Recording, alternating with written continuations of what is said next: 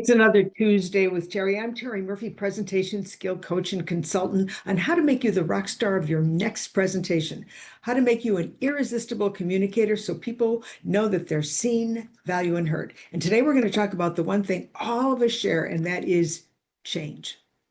How often have you wanted to change something?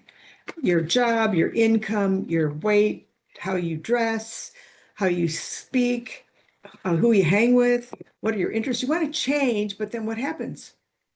Nothing, basically nothing. One of my favorite books that really was an awakening for me was written by Alan Deutschman called Change or Die. And you can tell by this book that it's had some work. And the reason is he talks about how people don't change and why. And he cites a story of 10 people that were faced with literally, if you don't change, you're going to die.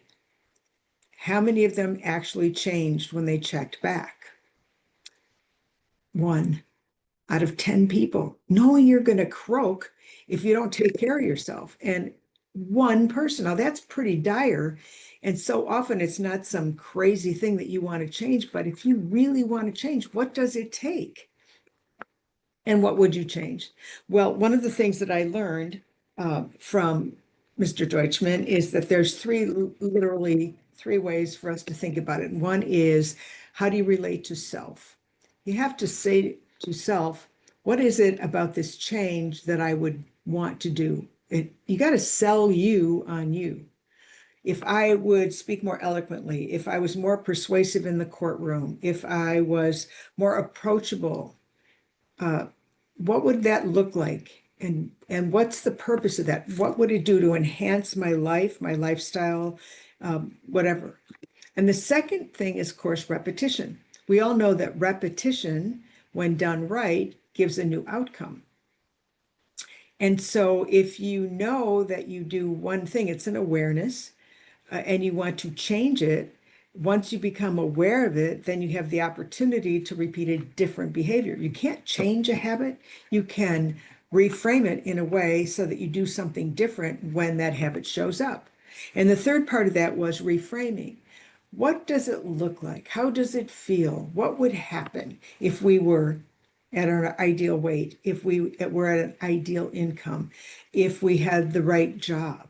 What would that look like? So there's a little visionary there. And one of the best things I learned from Eric Oliver from Meta Systems Consulting, who's been around persuasion, writing several books on communication, basically, is that when he studied neurolinguistics, one of the things he learned from his mentor was A+B A is the awareness. Are you aware that you use the word like, so, now, whatever,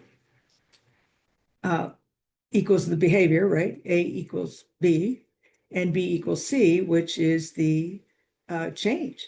So once you're aware of it, then you understand the behavior, then you can change it. Now, that sounds real easy, right? But the next time you're really hungry, a cookie looks just as good. And the reason I'm bringing that up is because my other favorite person, who I don't know, but I think is adorable, is James Clear, who wrote Atomic Habits.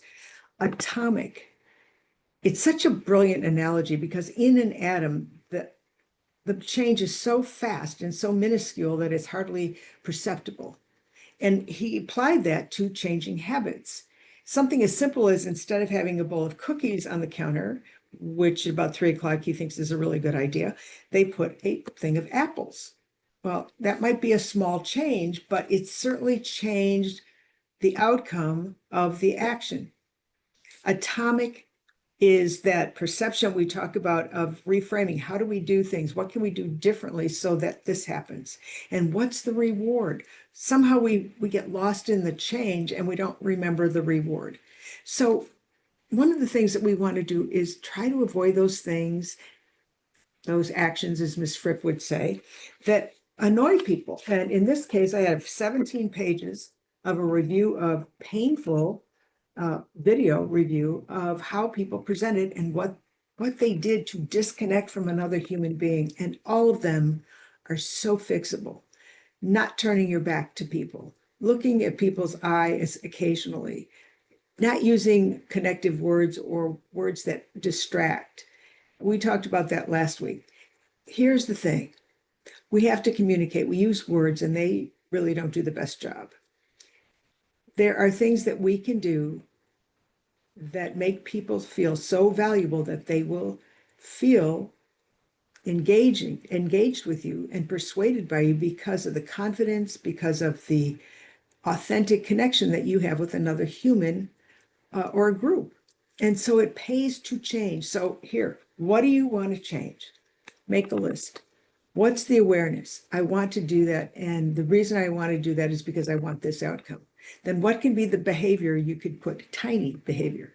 Maybe it's taking a short walk. Maybe it's only meditating 5 minutes. Maybe it's reading only 3 pages of a book every day to reach that goal of more reading. Whatever it is, you can change the behavior if you are aware, if you know where the behavior goes, and you can change the outcome. Do yourself a favor. Being the best communicator helps no matter where you are and what you're doing. I'm Terri Murphy. Get my book on the 10 tips to make you a top presenter, make you the rock star of your next presentation. Communication is the most beautiful thing we have, whether it's verbal, nonverbal, whether it's gender differentiation, behavioral styles, emotional intelligence, conversational intelligence. All these things help us know we're alive in our bodies, and it really does celebrate the connection with another person. So let's be your best you. Join me every Tuesday for a tip that might just help you if you decide you want to change your outcomes. I'm Terri Murphy. Have a great week.